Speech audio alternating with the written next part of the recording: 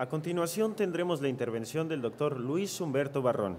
El doctor Luis Humberto es médico cirujano egresado de la Universidad Autónoma de Villarrica, especialista en medicina de urgencias por la Universidad de Monterrey y el Hospital General de la Zona 33.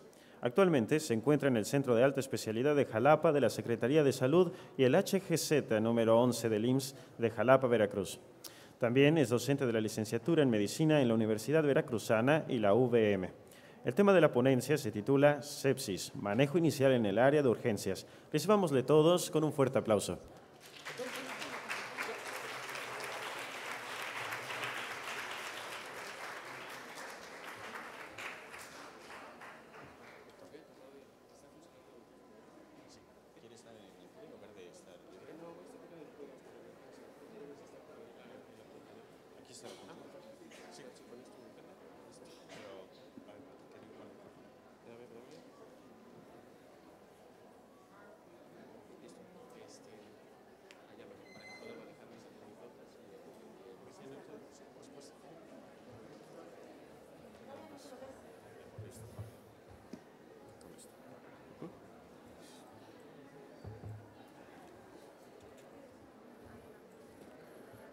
Hola, hola, buenas tardes. ¿Escuchamos bien? ¿Qué tal? Buenas tardes. Un placer estar con ustedes. El día de hoy vamos a abordar un tema bastante interesante. Desde mi punto de vista, pues tengo muchos temas que me agradan, pero este es de los más emocionantes que podamos tener en la sala de urgencias. Pues es síndrome sepsis o síndrome sépticos. Vamos a hablar de la definición como objetivo. Denme un segundo.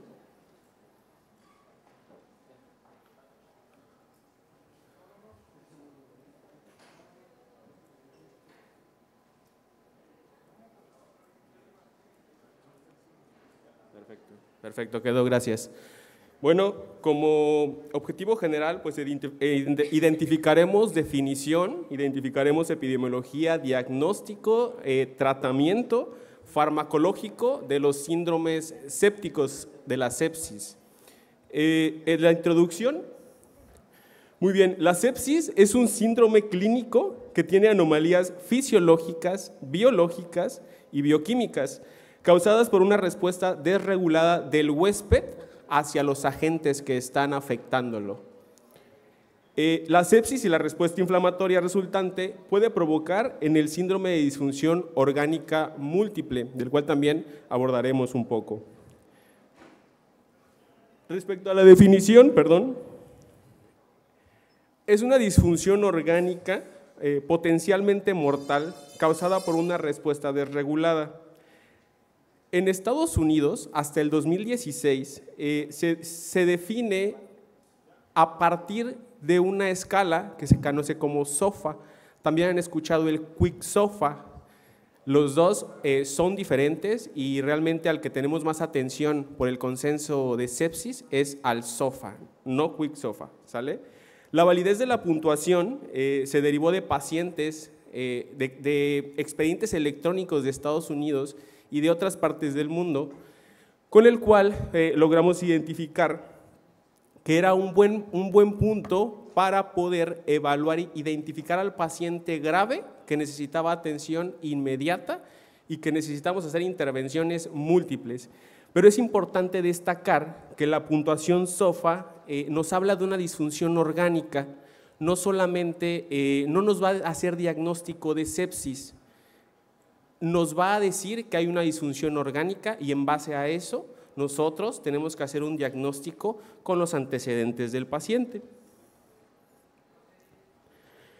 ¿Qué nos pide la escala Quick SOFA? Nos habla de parámetros respiratorios, PAFI, que es la presión arterial de oxígeno entre la porción de FiO2 que estamos otorgando. Esto se ha puesto de moda, sobre todo el FiO2 en el cálculo. Con COVID nos ayudó a que pudiéramos ampliar y llegar a más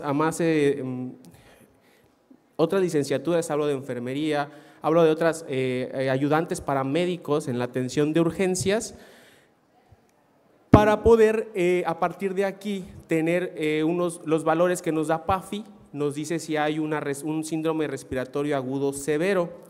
Este solamente es un apartado de la escala SOFA. PAFI es solamente un apartado de la escala SOFA que nos va a ayudar a saber si el paciente tiene una disfunción orgánica. También nos pide plaquetas. Número de plaquetas nos dice que si tenemos menos de 100,000 plaquetas, también vamos a estar dando puntuaciones a nuestra escala SOFA y que nos va a estar ayudando a identificar al paciente con disfunción orgánica. En este punto también tendríamos disfunción a nivel sanguíneo. Las bilirrubinas también nos dice que arriba de 4 miligramos sobre decilitros tendríamos que estar puntualizando, dándole puntos al SOFA para decirnos si nuestro paciente tiene disfunción orgánica. Porque si se dan cuenta, hasta este punto llevamos varios órganos intervenidos, llevamos pulmón, llevamos hematológico y llevamos también hepáticos. Pero también nos habla de la presión arterial, que este es un punto bien importante en la diferencia entre un choque séptico y hablando también de una disfunción orgánica múltiple. La presión arterial también nos la pide, en específico nos pide la presión arterial media, que se saca con 2 veces la diastólica más la sistólica sobre 3. Esa es la fórmula para sacar la presión arterial media. No nos va a pedir 120/80, 110/90, nos va a pedir una presión arterial media. También hablamos de Glasgow, otro aspecto que nos va a puntuar el SOFA. El Glasgow, pues, una puntuación del 3 al 15, en la cual, dependiendo del número que nos esté dando, nos va a dar el puntaje que le tenemos que agregar al SOFA. Y por último, la función renal, no la menos importante. La función renal nos va a estar puntualizando el débito urinario y la creatinina.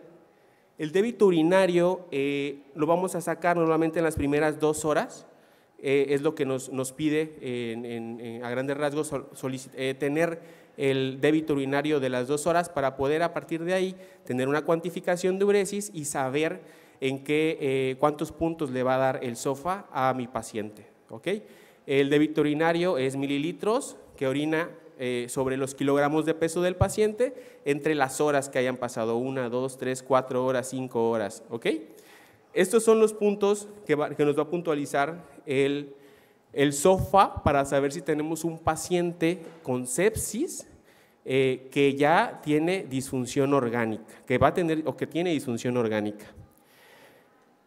Nos habla también, sepsis va a ir evolucionando o puede llegar a nosotros, llega a la sala de urgencias ya en un choque séptico que vamos identificando, pero bueno, puede ir evolucionando. Podemos tener sepsis simplemente con un diagnóstico, con una definición de un proceso infeccioso identificado o sospechado, ¿ok? Porque ese es un apartado bien importante que ha ayudado a mejorar la sobrevida de los pacientes. Es identificado o sospechado. Y el siguiente paso es hablar tal vez de choque séptico, que se define como las anormalidades circulatorias, celulares y metabólicas que se asocian con un mayor riesgo de mortalidad. Pero la parte importante para hacer diferencia sería que a pesar de una adecuada reanimación de líquidos, aquí el paciente ya estuvo intervenido por nosotros, ya llegó, ya tenemos signos vitales y entonces hacemos reanimación y en la reanimación nuestro paciente no responde. Y entonces nos vemos obligados a requerir de manejo con medicamentos. Estoy hablando noradrenalina, se puede usar dopamina si no tenemos la primera, pero la que debemos de usar es noradrenalina para tratar de mejorar la perfusión tisular. Recordemos que en este punto el cuerpo en su respuesta desregulada no presenta buena presión arterial. Al no tener buena presión arterial significa que la célula no está recibiendo la adecuada nutrición, el oxígeno, glucosa, y por ende, entonces vamos a continuar un círculo vicioso de falla orgánica, lo que nos va a llevar a hacer una falla orgánica múltiple. Y la definición de falla orgánica múltiple es una disfunción progresiva en un paciente gravemente enfermo, de modo que la homeostasis no se puede mantener solo con la intervención. la intervención de la sala de urgencias. ¿Qué hacemos para poder mantener con vida al paciente? ¿De qué estamos hablando? Estamos hablando de la intubación orotraqueal. Para el paciente puede llegar con un estado mental alterado, como vimos Glasgow, uno de los parámetros para poder identificar el estado mental. Menos de 8, el paciente, se hacen muchas cosas para hacer un descarte de otras posibilidades diagnósticas, pero un Glasgow menor a 8 tendríamos que estar intubando al paciente. En este punto el paciente no está en condiciones de poder mantener una respiración. ¿Qué otra situación podemos hablar? La presión arterial, como se les había comentado, ya hicimos reanimación o hacemos reanimación con líquidos, el paciente no mejora y nos tenemos entonces que iniciar con medicamentos tipo noradrenalina para mantener una presión arterial media. Las metas nos marcan arriba de 65 milímetros de mercurio o tal vez algún otro tipo de instrumentación que tuviéramos que hacer en el paciente. Hablar de disfunción orgánica múltiple es hablar de un paciente muy grave cuya mortalidad es muy alta. En este punto el paciente realmente está en condiciones en las que solamente está vivo gracias a las intervenciones que estamos haciendo y obviamente que él no puede mantener. Un poco de epidemiología. En 1970, en Estados Unidos, esto es viejísimo, se diagnosticaron 164,000 casos. Pongo esta presentación porque en esos momentos definitivamente no estábamos haciendo diagnósticos de sepsis. Posteriormente, tenemos un estudio que estudió a partir del 90 al 2017, cuestiones regionales, internacionales, sobre la incidencia y la mortalidad de sepsis. En este estudio ya diagnosticamos 48,9 millones de casos de sepsis, de los cuales se detectaron 11 millones de muertes. Prácticamente el 19.7% de las enfermedades, de mortalidad en el mundo. 19% eran por causas de sepsis. Y estamos hablando de sepsis, es un amplio, muy amplio panorama y esquema. ¿Qué patógenos están causando la sepsis? Bacterias gram positivas. Estas bacterias pues, se identifican con mayor frecuencia en Estados Unidos, pero también no debemos olvidarnos que hay patologías por bacterias gram negativas y que también hay en sepsis. Tenemos un gran problema que es algo que quiero tocar en este punto. Los cultivos pueden salir negativos y aún así nosotros tenemos que iniciar tratamiento como sepsis o continuarlo. Y es un punto bien importante, los cultivos no nos ayudan en mucho, sobre todo a nosotros en urgencias. En la sala de urgencias no tenemos el tiempo para esperar un cultivo, tenemos que hacer reanimación desde que llega el paciente y tenemos entonces que dar tratamiento empírico. Pero en general la sepsis la va a originar una bacteria, pero también tenemos virus y ahorita pues obviamente todos identificamos uno de los virus más conocidos mundialmente, ¿no? Estamos hablando de COVID-19, pero también no nos olvidemos de otros. Tenemos el influenza A, influenza B, virus sincitial respiratorio, obviamente el coronavirus, virus para influenza, enterovirus, rinovirus. Tenemos otros virus que nos pueden terminar causando también síndromes sépticos. Los más importantes, bueno, aquí se los pongo, muy conocidos, el SARS y el MERS, ¿no? Son mundialmente actual, tenemos que estar poniendo mucha atención, bueno, para poder identificar y tal vez no volver a repetir la historia, no es la intención, o no repetirla a corto plazo. ¿Cuál es la presentación clínica de la sepsis? Los síntomas y signos de la sepsis no son específicos, ese es uno de los grandes problemas que pudiéramos tal vez platicar, no son específicos. Por ejemplo, la tos, dificultad respiratoria, pudiera estar hablando de un síndrome respiratorio, una neumonía. Esto nos va a causar sepsis, claro. O dolor o exudado en alguna herida quirúrgica que terminó infectada, pues también vamos a estar con probabilidades, vamos a hacer antecedentes, historia clínica, para poder llegar a un diagnóstico probable de sepsis. Pero sí que tenemos sobre la presentación los que sí nos van a servir. Vamos a, bueno, todo, pero vamos a especificar temperatura. Un paciente con 38.3 de temperatura o temperatura menor a 36, tenemos que estar pensando en sepsis. Un paciente con frecuencia arriba de 90 latidos por minuto, tenemos que estar pensando en sepsis. Pero estos hallazgos también pueden ser modificados por enfermedades previas. Estamos hablando paciente con cardiopatía que está tomando metoprolol, un beta bloqueador, puede ser específico beta 2, y en ese punto la respuesta del corazón a estar latiendo o en respuesta tal vez a hipertermia no la vamos a tener porque el corazón está bloqueado para no latir a más de 90 o 100 latidos por minuto. Ese es un ejemplo. Por lo tanto, esto es, aunado a lo previo que estamos platicando, parte de los retos para hacer un diagnóstico en sepsis pues en la primera hora que llega al hospital y sin ningún otro tipo de herramienta más que datos clínicos del paciente.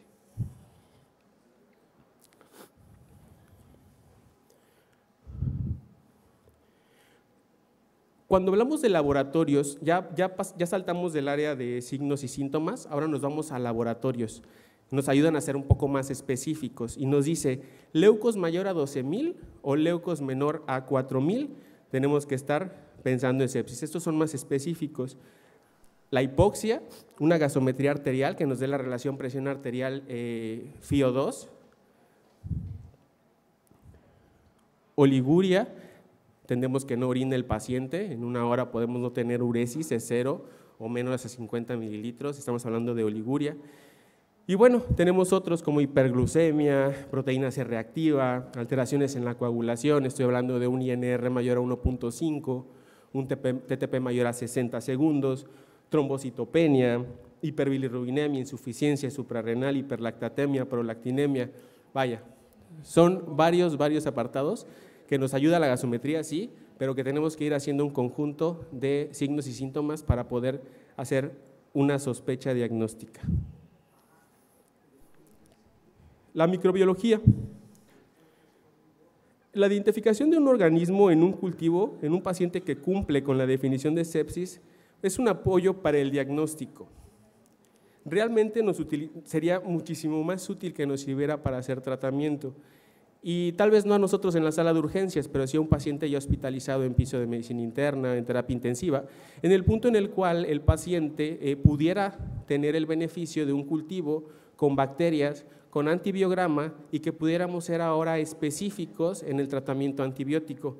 Y eso es algo que no está ocurriendo. No está en los criterios de diagnósticos de sepsis, no existe. Hablamos de SOFA, hablamos de signos y síntomas, hablamos de puntos de laboratorio y no tenemos un cultivo. Las recomendaciones son que dentro de la primera hora de que el paciente llega a la sala de urgencias debe de tener un cultivo, hemocultivo, urocultivo, cultivos de expectoración. Esto nos va a ayudar porque todos sabemos que un cultivo tendríamos que esperar hasta 72 horas para un resultado. En las primeras 24 horas puede salir un preliminar. Para esto nos ayuda. ¿Por qué? Nuestro trabajo sería tener al paciente en condiciones adecuadas para que sobreviva la sepsis, damos antibiótico de amplio espectro, pero a las 72 horas pudiéramos tener una bacteria específica, una o dos bacterias específicas para poder saber qué antibiótico nos va a ayudar y lo va a poder curar al paciente. Como le decía, los cultivos hemocultivos pueden salir negativos. Aquí tengo un número, 31.4%. Ese es el porcentaje de hemocultivos que salen positivos. Si he hecho un volado es un 50%. Menos el 31.4 es muy poco porcentaje. Por eso, parte de la campaña de sepsis es iniciar tratamiento empírico en la primera hora. Tomar sí hemocultivos y cultivos. ¿Por qué está ocurriendo esto? Pudiera platicar yo de mi hospital. tendríamos que ver las técnicas de cultivo, se ha trabajado en ello, quien toma los cultivos es el médico interno, y tendríamos que tener una buena capacitación en la toma de cultivos. Tal vez esto nos ayudaría a mejorar un poco el resultado que vamos a tener a las 72 horas y entonces la sobrevivencia del paciente. Con todos estos puntos hacemos diagnósticos. Ya vimos datos clínicos, ya vimos laboratorio.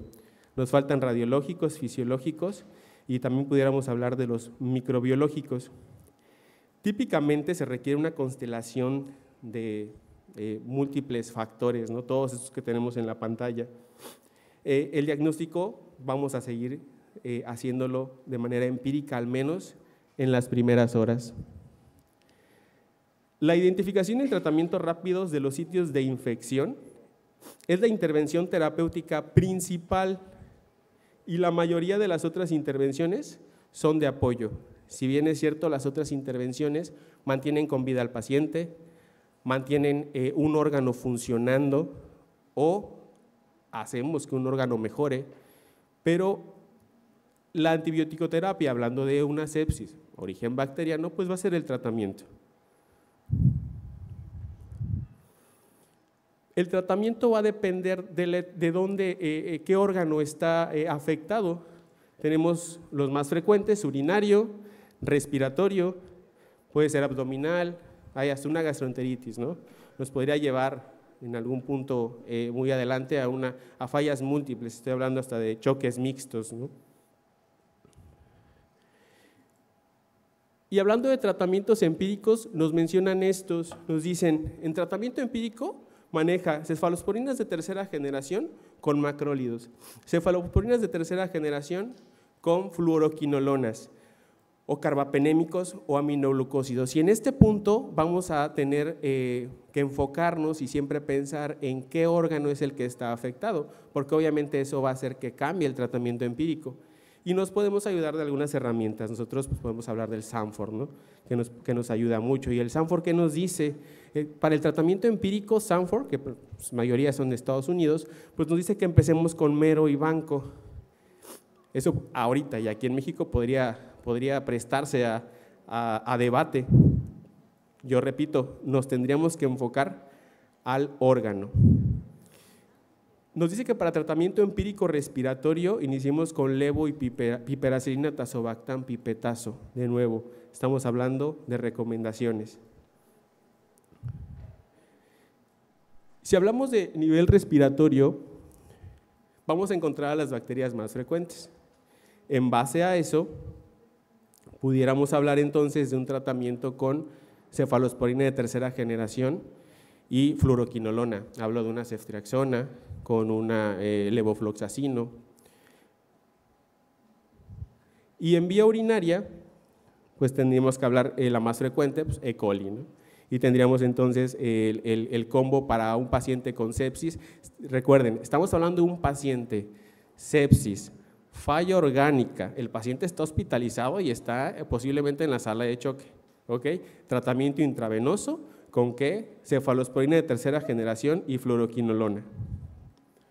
De nuevo, el tratamiento empírico, creo que este es el de más amplio criterios, sobre todo porque recuerden que a partir de esto nos vamos a voltear a qué órgano es el que está afectado para tomar la decisión de qué tipo de medicamento vamos a administrar, qué tipo de antibiótico.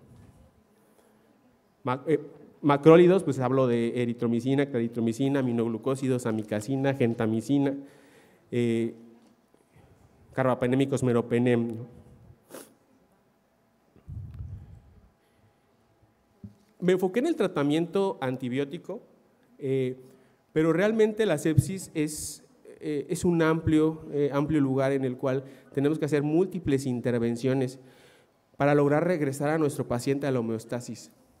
¿Cuáles son nuestras metas? Dicen, tenemos metas, una presión venosa central entre 8 a 12 milímetros de mercurio, de agua, presión arterial media mayor a 65 milímetros de mercurio, gasto urinario mayor a 0.5 mililitros kilogramo hora y una saturación venosa central mayor a 70%.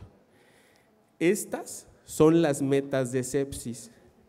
todo paciente que llega con falla orgánica, con un SOFA mayor a 2 puntos, con laboratorios que nos indiquen que estamos ante la presencia de una sepsis, sepsis o choque séptico, tenemos entonces, estas son las metas a las que tenemos que llegar. ¿Y cómo vamos a llegar? Con solución de líquidos, carga de líquidos intravenosa, con medicamentos, norepinefrina, dopamina, múltiples intervenciones para poder tener a nuestro paciente en estas metas. Se ha demostrado que con esto podemos hacer que nuestro paciente salga adelante. Y del tratamiento regreso, los resultados de cultivo, este es el énfasis que estoy haciendo hoy. Resultados de cultivos, recordemos, menos del 50% de los resultados de cultivos hemocultivos nos van a decir qué bacteria es la que está atacando al paciente. Quisiera que tomáramos la importancia de estos resultados y lo importante que es que empecemos a trabajar en la toma de cultivos hemocultivos en un paciente gravemente enfermo con riesgo de morir. Porque un cultivo, una respuesta de un cultivo con antibiograma puede hacer la diferencia en la sobrevida de un paciente. Tenemos que pensar en técnicas adecuadas y también en el preliminar a las 24 horas. Muy bien, eso sería todo por mi parte.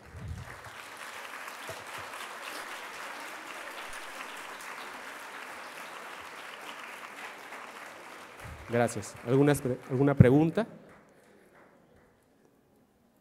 ¿Dudas?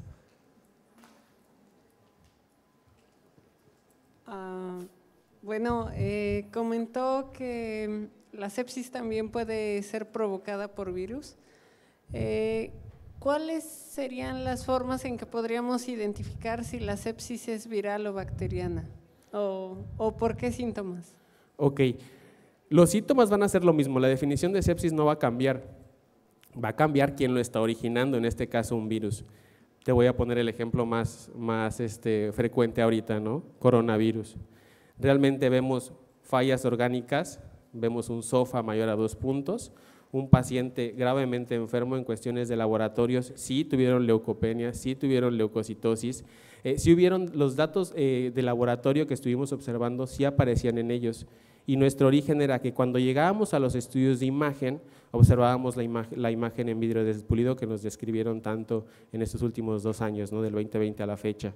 Observábamos un patrón viral y eso pues lo vamos viendo conforme vamos conociendo pacientes, ¿no? Tanto de pacientes, la morfología de la presentación clínica en una imagen, en una radiografía, por ejemplo, una bacteria consolida, ¿no? en frecuencia, estoy hablando en mayor de frecuencia, sabemos que en la medicina no hay nada al 100%, pero bueno, se van y consolidan y entonces pues vemos que es bacteriana, Streptococcus pneumoniae. Si vemos que está más difuminada, tenemos imagen en vidrio despulido, pues entonces tendríamos que pensar en una patología viral. El tratamiento se va a enfocar en lo mismo, si bien no vamos a tratar antibióticos, sí hubieron otras formas de tratamiento para virus. También hay hongos, no nos podemos olvidar de los hongos y no nos podemos olvidar de, de los importantes virus que comentamos, MERS y SARS. ¿Quedó?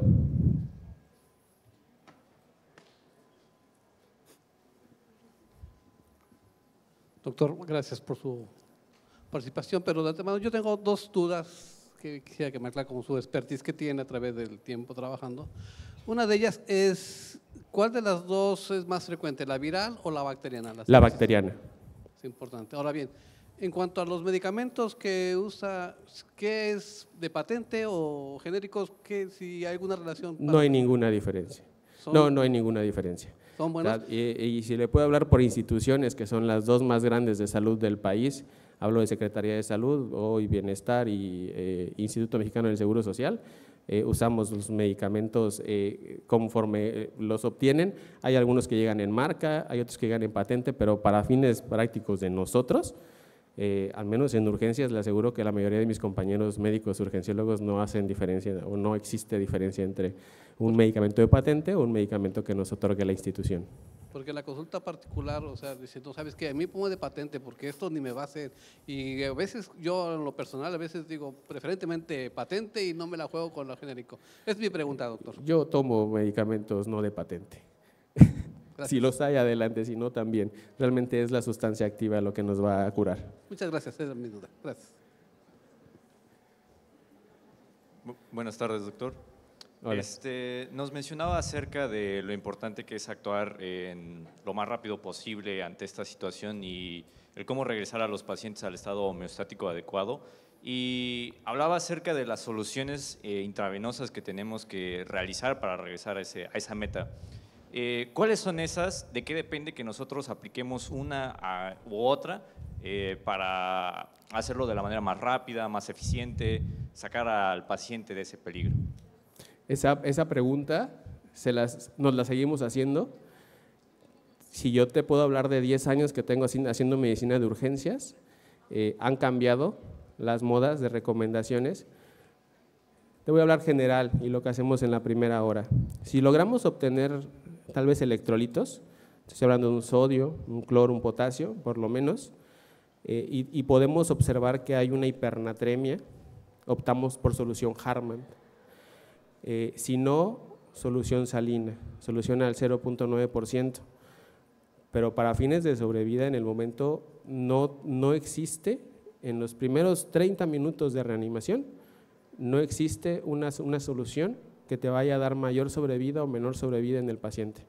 La intención de las soluciones en los primeros minutos, incluso hablando de algo que se llama reto de líquidos, es hacer que la perfusión regrese al paciente. Y hablo de perfusión, hablo de respiración celular, porque eso es lo que está haciendo un círculo vicioso que va a llevar a la muerte al paciente. No te puedo definir ninguna de las dos soluciones. Solución Harman o solución NaCl al 0.9% nos va a servir y lo que intentamos es llegar a una presión arterial media mayor a 65 milímetros de mercurio. Hola, buenas tardes. Hola. Mi pregunta es acerca de, bueno, en este estado de disfunción orgánica sistémica, imagino que existe un compromiso también inmunológico. ¿Inmunológico? Sí. Al estar presente son dos preguntas que tengo. Una es que si el daño, bueno, los datos clínicos, la sintomatología es exacerbada por la presencia del sistema inmune o es la propia, el propio microbio el que genera esta situación. Y la otra pregunta es, ya que está comprometido el sistema inmune, ¿existe la posibilidad de coinfecciones, comorbilidades? ¿Cuáles son las más frecuentes? Y conforme pase ya el tratamiento de la sepsis, si existen desregulaciones en el sentido de que hay posibilidades de que haya disbiosis por la aplicación de, a veces, terapéutica de amplio espectro. A ver, el primero es si el paciente inmunocomprometido definitivamente es diferente de tratar. Hay un apartado especial en los tratamientos antibióticos, si bien yo creo que a estas alturas les podría recomendar el Sanford.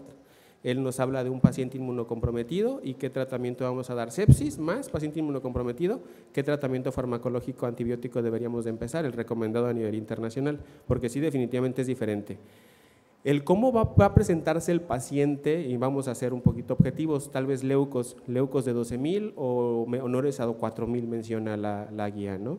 Y pudiera ser que el paciente no tuvo ninguna respuesta, ¿sí? Vamos a suponer que un paciente está en 5,000. Regreso a antecedentes, regreso a otros estudios, estoy hablando de una gasometría, estoy hablando de valorar plaquetas, estoy hablando de valorar función renal. Otros datos, criterios ampliados de sepsis se denominaron en algún momento para poder llegar al diagnóstico. Y por ejemplo, función renal, paciente nos presentó fiebre, nos presenta taquicardia y nos presenta falla renal. Hay que ver muchos del origen, pero hablando de sepsis, ese podría ser un paciente con sepsis y no necesariamente esperamos una leucocitosis, ¿ok? Porque recordemos que estamos en la primera hora de atención. En las primeras horas de atención posiblemente no tengamos laboratorios y entonces nada más tengamos signos, unos signos y síntomas que nos orienten a un proceso infeccioso y entonces tendríamos que iniciar tratamiento antibiótico en la primera hora. Entonces, la diferencia con inmunocompartidos sí hay mucha, y también nos obliga a nosotros a hacer un despeje de todas las posibilidades para poder iniciar un tratamiento adecuado. Gracias. Doctor, nos mencionaba nos mencionaba que existen varios focos que pueden causar la sepsis o donde se pueden originar, y entonces la pregunta es que ¿cuál es la esperanza de recuperación o el pronóstico dependiendo de los focos? Y si dependiendo del foco pues existe alguna diferencia en cuanto a agresividad o la esperanza de recuperación. Ok, pronóstico dependiendo del origen de la sepsis. Pensamos entonces en, no te puedo dar el número exacto, hablamos de respiratorio, por frecuencia respiratorio, urinario. Los pacientes, depende de los factores o de las comorbilidades del paciente, depende de la edad. Eso sí ya está bien escrito, que paciente mayor a 60, 65 años tiene menos probabilidades de sobrevivir en una sepsis, no se habla de un choque séptico y definitivamente de una falla orgánica múltiple. Pero te podría dar el más exacto, el que pudiéramos así hacer diferencia y que ya existe, la edad, mayor a 60, 65 años.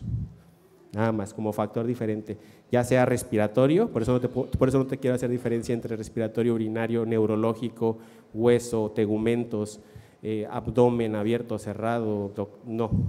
En edad, en eso sí estamos seguros que el paciente pues tiene mayor probabilidades de perder la vida. De acuerdo, doctor. Gracias. ¿Alguna otra duda?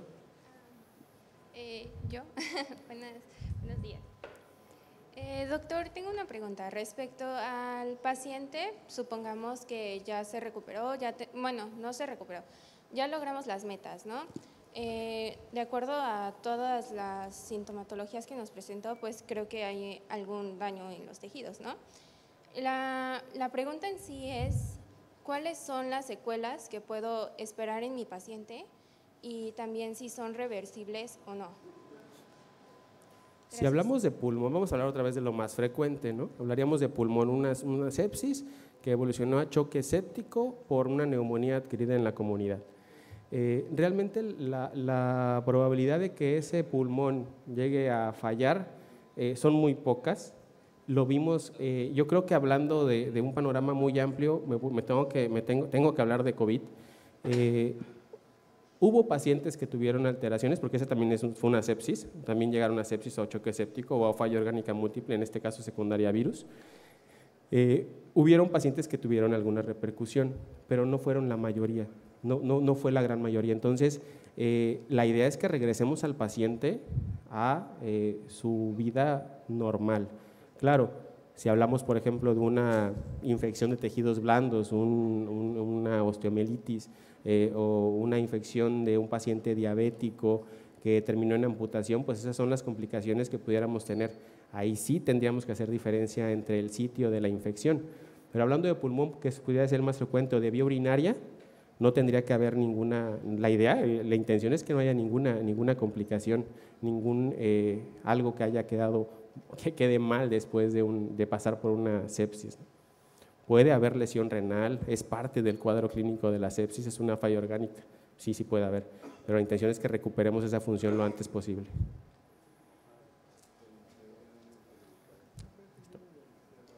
Muy bien, muchas gracias, creo que no más preguntas, gracias.